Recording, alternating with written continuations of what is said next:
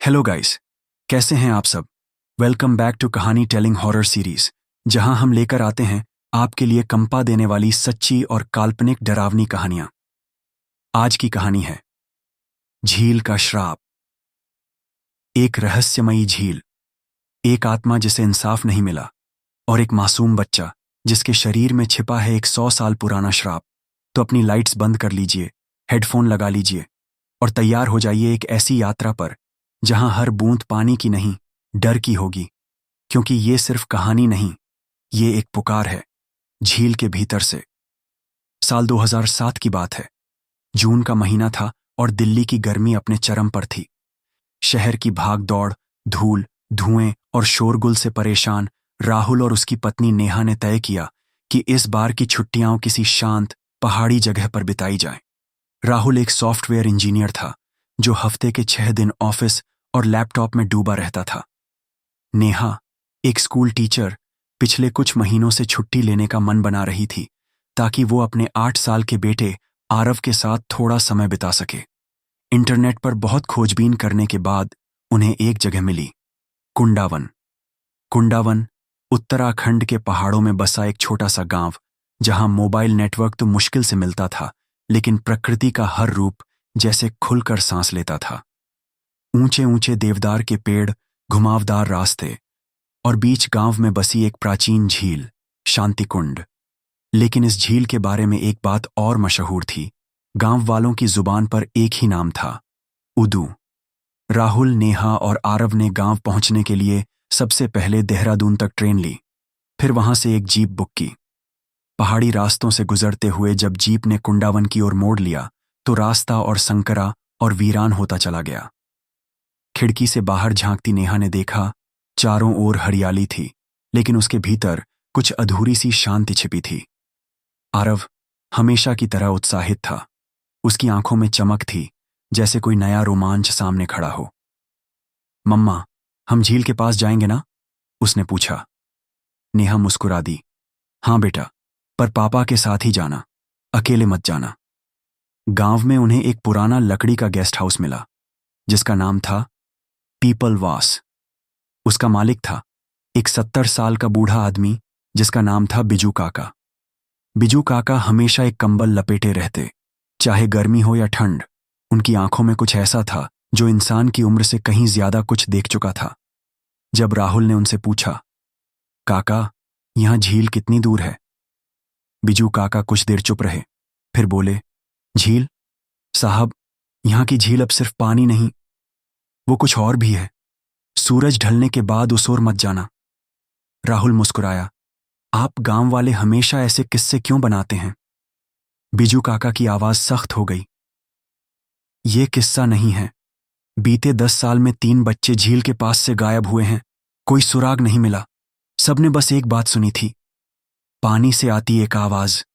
राहुल ने इसे अंधविश्वास कहकर टाल दिया, लेकिन नेहा थोड़ी असहज हो गई थी। अगले दिन दोपहर को जब राहुल और नेहा झपकी ले रहे थे, आरव चुपके से गेस्ट हाउस के बाहर चला गया। गांव के कुछ बच्चे खेल रहे थे, गुड़िया, मनु और भोलू। गुड़िया ने आरव से पूछा, तुम बाहर से आए हो? झील देखी है? आरव ने उत्सुकता से कहा, नहीं, लेकिन मैं वहां जाऊंगा। मेरे पापा कहते हैं डरने की कोई बात नहीं। गुड़िया ने उसकी ओर देखा और फिर फुसफुसाते हुए बोली, हम वहां नहीं जाते। बाबा कहते हैं वहां ऊदू रहता है, पानी से निकलता है और वो आवाज देता है, जो सुने वो खिंचता चला जाता है। आरव डरने की बजाय और अधिक उत्साहित हो गया। उसके अंदर एक अजीब जिज्ञासा जाग चुकी थी। उदू कौन है? क्यों डरते हैं लोग? शाम करीब 5:30 बजे जब हल्का अंधेरा होने लगा था, आरव अकेले ही उस झील की ओर निकल पड़ा। रास्ता लंबा नहीं था, लेकिन सुनसान था। झील के पास पहुंचते ही उसे एक अजीब सी ठंडक महसूस हुई, जैसे वहां की हवा बाकी जगहों से अलग थी।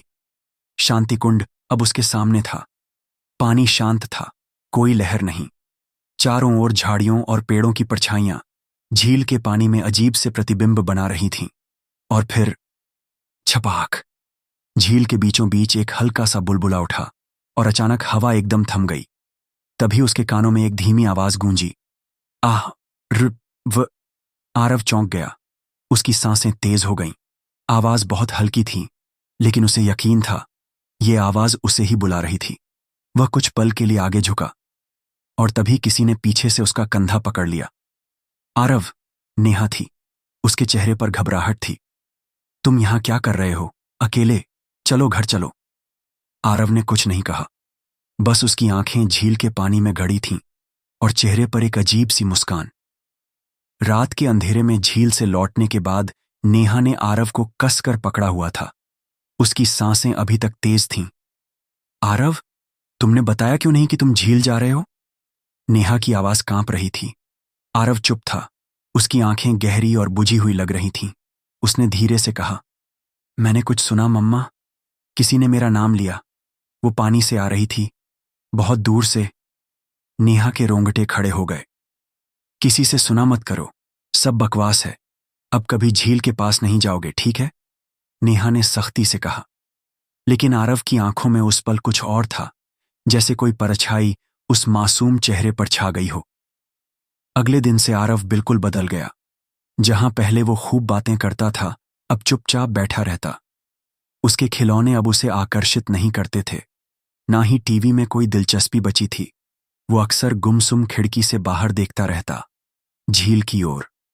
नेहा ने कई बार राहुल से कहा, मुझे लगता है झील के बाद से आरव अजीब व्यवहार कर रहा है।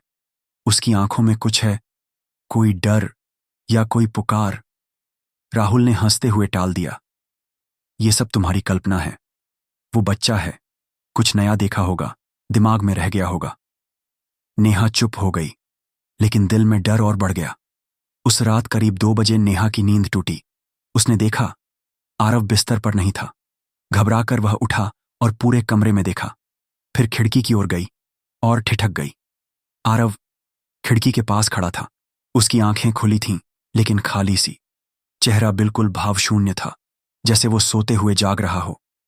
आरव, नेहा ने कांपती आवाज में पुकारा।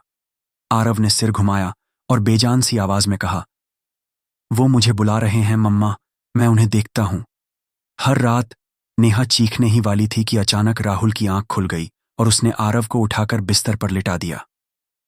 अगली सुबह नेहा सीधा गई बिजू काका के पास। काका, आप सच सच बताइए, झील में क्या है? क्या ये उदू कोई आत्मा है? बिजू काका की आंखों में कुछ कांप गया। वे उठकर धीरे धीरे कमरे के कोने में गए और एक पुराना बक्सा खोला। बक्से से निकला एक पीतल का ताबीज। उस पर कुछ अजीब सी लिपि में खुदा हुआ था, ये लो, इसे आरव के गले में पहना दो। जो वहां है वो उसे पहचान चुका है। कौन है काका? नेहा की आंखों में सवालों की बारिश थी। बिजू काका ने गहरी सांस ली। जल पिशाच।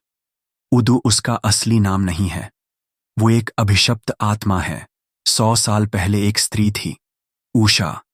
गांव वालों ने उसे डायन कहकर झील में डुबो दिया था, लेकिन मरने से पहले उसने शपथ ली, जो भी मेरा नाम पुकारेगा मैं उसे अपना बना लूंगी। और अब वो झील से पुकारती है, खासकर मासूम बच्चों को। नेहा के होंठ सूख गए, और जो उसके पास चले गए कभी वापस नहीं आए। उसी रात फिर से अजीब घटनाएं शुरू हुईं। कमरे की बिजली बार बार झपकने लगी। बाहर हवा तेज हो गई थी, जैसे कोई आंधी आने वाली हो। आरव एक बार फिर बिस्तर से उठा और इस बार उसने दरवाजा खोलकर गेस्ट हाउस से बाहर निकलना शुरू कर दिया। नेहा की आंख खुली और उसने देखा आरव दरवाजे से बाहर जा रहा था, लेकिन उसका शरीर हवा में जैसे तैर रहा था। आरव! नेहा ने चिल्लाया। राहुल जाग गया। दोनों भागकर बाहर आए और देखा आरव पहाड़ियों के उस मोड़ पर खड़ा था जहां से झील दिखती थी। उसकी आंखें बंद थीं, लेकिन होठों पर बुदबुदाहट थी। ऊ शा, ऊ शा। नेहा की चीख गूंज उठी। नहीं, आरव, वापस आओ। राहुल दौड़कर उसे पकड़ लाया, लेकिन आरव का शरीर बर्फ जैसा ठंडा हो गया था और उसकी आंखें अब तक सफेद थीं। राहुल ने जब आरव को गोद में उठाया तो उसकी हालत किसी निर्जीव शरीर जैसी थी। उसकी त्वचा बर्फ जैसी ठंडी और नील पड़ गई थी। नेहा का चेहरा फक पड़ गया था। उसे अस्पताल ले चलते हैं। राहुल घबराया, लेकिन बिजू काका दरवाजे पर खड़े थे। अब कोई डॉक्टर उसे ठीक नहीं कर सकता। अब ये शरीर केवल एक डोरी बन गया है। जिसे वो खींच रही है। कौन वो?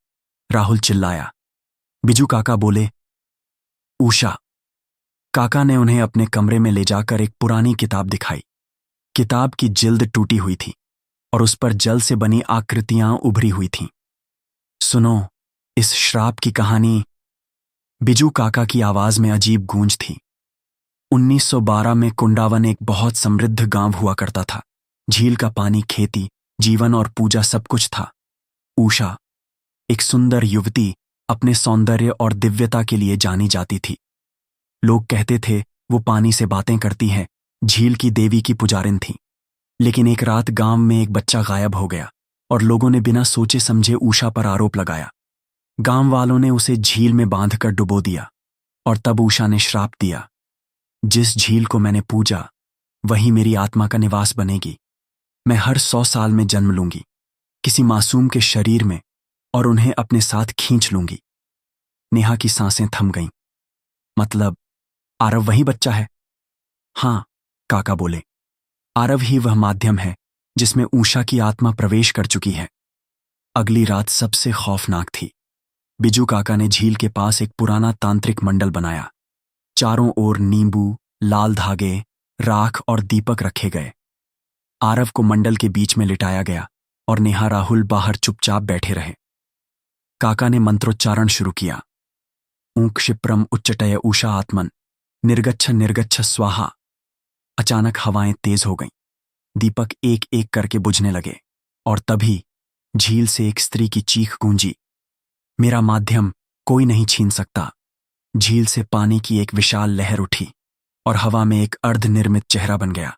लंबे काले बाल, सड़े मांस जैसी त्वचा और आंखें खून जैसी लाल। आरव मेरा है, वो चीखी। नेहा चीखते हुए दौड़ी। नहीं, उसे छोड़ दो। बिजू काका ने ताबीज नेहा को थमाया। उसके माथे पर ताबीज चिपकाओ, तेजी से। नेहा कांपते हाथों से आरव के माथे पर ताबीज चिपकाती है और फिर झील की आत्मा एक दहाड़ के साथ मंडल में समा जाती है। चारों दीपक एक साथ जल उठते हैं और वातावरण शांत हो जाता है। आरव की आंखें धीरे धीरे बंद होती हैं और उसकी सांसें सामान्य हो जाती हैं। अगली सुबह जब सूरज निकला, गांव में पहली बार सुबह की चिड़ियों की चहचहाहट सुनाई दी। नेहा की आंखों में आंसू थे, लेकिन चेहरा शांत था। राहुल ने बिजू काका से कहा, काका, आपने हमारी जान बचाई। बिजू काका मुस्कुराए। कभी कभी किसी पुराने पाप को मिटाने के लिए समय खुद ही मौका देता है। मैं उस उषा की हत्या के वक्त गांव का ही लड़का था और मैंने कुछ नहीं किया था। ये मेरा प्रायश्चित था। नेहा ने एक बार फिर झील की ओर देखा। झील अब भी वहीं थी, शांत, ठंडी, सुंदर, लेकिन अब कोई आवाज नहीं आती थी, या शायद कोई सुन नहीं रहा था। कुंडावन में सुबह की शांति लौट आई थी। लोग अपने खेतों में लौट आए थे। बच्चों की हंसी सुनाई देने लगी थी। गेस्ट हाउस की छत पर बैठी नेहा को पहली बार कुछ सुकून महसूस हुआ। आरव अब ठीक था। वो खेलने लगा था, हंसता भी था। लेकिन नेहा अब भी कभी कभी उसे देखती तो डर जाती, जैसे उसके हंसने के पीछे कहीं कोई और चेहरा छिपा हो। तीसरी रात के बाद जब सब कुछ शांत हो गया था, उस चौथी रात को राहुल देर रात तक झील के किनारे बैठा था। वो अपने कैमरे से कुछ रात के दृश्य कैद कर रहा था। तभी उसे झील में कुछ हलचल सी दिखी। पानी की सतह पर जैसे कोई चल रहा हो, लेकिन कोई छाया नहीं थी। फिर अचानक कैमरे में एक चेहरा चमका, उषा का। लेकिन इस बार वो ज्यादा सुंदर और शांत दिख रही थी। बिना चीख के, बिना डर के। धन्यवाद, उसकी आवाज आई। राहुल पीछे मुड़ा, लेकिन वहां कोई नहीं था। अगले दिन से आरव में फिर कुछ बदलाव आने लगे। वो आधी रात को जाग जाता, दीवारों पर अजीब आकृतियां बनाता और बार बार कहता, वो अब मुझे चाहती नहीं, लेकिन मुझे वहां जाना है। नेहा बहुत डर गई। उसने फिर से बिजू काका को बुलाया। काका ने गहरी सांस ली और धीरे से कहा, मैंने तुमसे एक बात छुपाई थी। नेहा और राहुल चौंक गए। उषा केवल एक आत्मा नहीं थी, वो मेरी बहन थी। मैंने ही उस रात देखा था कि बच्चे को झील में खींच ले गया था कोई और, लेकिन मैंने डर के कारण सच नहीं बताया। और गांव वालों ने उषा को मार दिया। अब वो आत्मा मुक्त हो चुकी है, लेकिन उसका श्राप पूरा नहीं हुआ। उसे मुक्त करने के लिए केवल माध्यम को नहीं, बलिदान चाहिए। राहुल चौंक गया। क्या मतलब? जिस शरीर में वो उतरी, उस शरीर को वापस झील को देना होगा। नेहा चीख उठी, नहीं, ये कैसे हो सकता है? काका ने सबको अंतिम उपाय बताया। जागृत स्नान विधि, जिसमें झील को उसकी बलि वापसी में संतुलन देने के लिए कुछ पवित्र देना होता है। एक जीवन या एक आत्मा जो दोषी है। राहुल ने काका की तरफ देखा और धीरे से बोला, क्या अगर कोई दोषी अपनी आत्मा झील को सौंप दे तो आरव बच सकता है? काका ने सिर झुका लिया। उस रात बिजू काका झील की ओर गए। सफेद धोती, माथे पर भस्म और हाथ में ऊषा की तस्वीर। हे बहन, तुझे न्याय दिलाने में देरी की। अब मैं तेरे श्राप को अपने साथ लेकर जा रहा हूं। झील से एक लहर उठी और उसे समा लिया। अगली सुबह झील बिल्कुल स्थिर थी, न उसमें लहर थी, न ही कोई साया। बिजू काका नहीं लौटे, लेकिन आरव अब पूरी तरह ठीक था। नेहा और राहुल ने गांव छोड़ा। उन्होंने झील की एक मुट्ठी मिट्टी अपने साथ रखी, एक याद के रूप में, एक डरावनी लेकिन सच्चाई की गवाही। 6 months लेटर, नेहा अपने नए शहर में आरव को स्कूल छोड़कर लौट रही थी। तभी मोबाइल में एक न्यूज नोटिफिकेशन आया। कुंडावन झील सूख गई और झील के तल में मिला एक और कंकाल, किसी स्त्री का। नेहा की सांस रुक गई। कहीं वो उषा तो नहीं? उसी रात जब वो सो रही थी, आरव की खिड़की खुली थी और वो नींद में मुस्कुराकर बुदबुदाया, अब हम फिर मिलेंगे झील के दूसरी ओर। तो दोस्तों, ये थी कहानी झील का श्राप। क्या आत्मा को शांति मिली या ये सिर्फ एक और शुरुआत थी? क्या आरव वाकई सुरक्षित है या झील की गहराइयां अब भी किसी और माध्यम की तलाश में हैं? हमें कमेंट करके जरूर बताइए आपको ये कहानी कैसी लगी। और अगर आप चाहते हैं ऐसी और भी डरावनी, रहस्यमयी कहानियां, तो चैनल को सब्सक्राइब जरूर करें और बेल आइकन दबाना मत भूलिए। मिलते हैं अगली भूतिया कहानी में। तब तक के लिए सावधान रहिए, क्योंकि डर कभी भी आ सकता है, बिल्कुल चुपचाप।